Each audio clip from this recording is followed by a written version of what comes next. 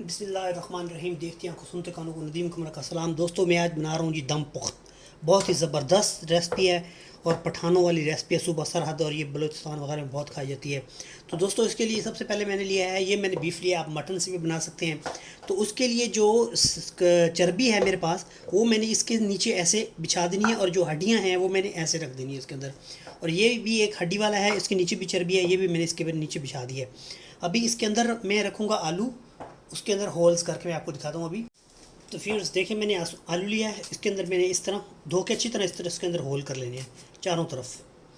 ठीक है, सारे आलू को इसी तरह आपने छोटे छोटे सुराख करने हैं इसके अंदर। ठीक है, और सुराख करके ये हमने तह के अंदर रखने होते हैं चर्बी के साथ ही, जिधर हड्डियाँ पड़ी हुई हैं। व्यूअर्स ये देखिए मैंने इसके अंदर गार्लिक जो आलू लिए हैं उसके अंदर मैंने होल्स करके ये इसके अंदर रख दिए हैं।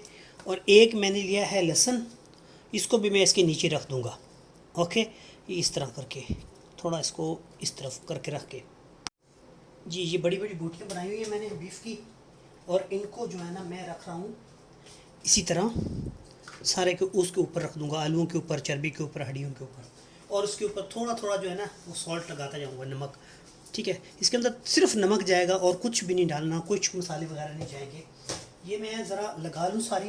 ये आप मटन के साथ भी बना सकते हैं, लैम के गोश्त के साथ भी बना सकते हैं, बीफ के साथ भी बना सकते हैं, जैसे आपका दिल करता है बना सकते हैं। लेकिन लैम के साथ जो है ना वो उसका टेस्ट बहुत ज़्यादा ज़बरदस्त आता है। तो मेरे पास इतना अच्छा लैम अवेलेबल नहीं था, तो फिर मैंने ये बीफ ही ले लिया था।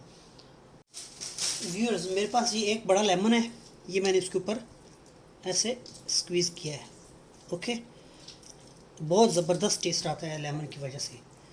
ये इसी के अंदर पकेगा और इसको इंतहाई कम फ्लेम पे पकाया जाता है, इंतहाई कम फ्लेम पे, दम वाली आंच पे, इसीलिए उसको दम पुख्त बोलते हैं।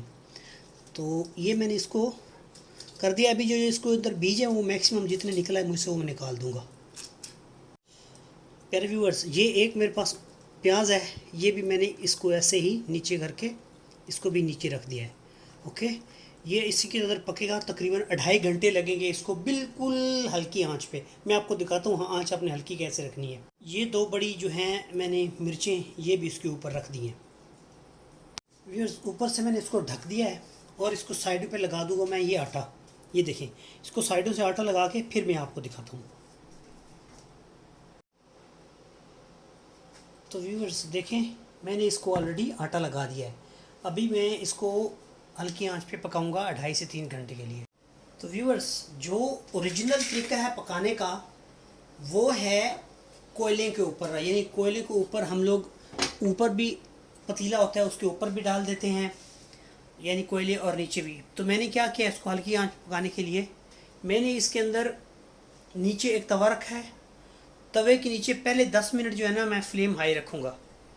ओके, फ्लेम हाई रखने के बाद इसको बिल्कुल फ्लेम धीमा कर दूँगा। ठीक है जी, तो ये इसको पकाऊँगा मैं 2.5 आवर के बाद, और 2.5 आवर के बाद 2.5 घंटे के बाद मैं जनाब ये ओपन करके फिर आपको दिखाता हूँ। Welcome back viewers. तो दोस्तों मेरा जो है ना वो दम पुख्त ज़बरदस्त किस्म का तैयार हो चुका है। ये मैं डिश आउट कर रहा हूँ, बहुत ही सॉफ्ट है, खुशबू माशाल्लाह बहुत ज़बरदस्त आ रही है। ओके, तो दोस्तों अगर आपको मेरी ये वीडियो अच्छी लगी है तो मेरे चैनल को सब्सक्राइब करें और वीडियो को लाइक करें। इंशाल्लाह नदीम का और हाजिर हो जाएगा एक नई रेसिपी के साथ। तब तक के लिए अल्लाह हाफ़िज़, दुआ में याद रखिएगा।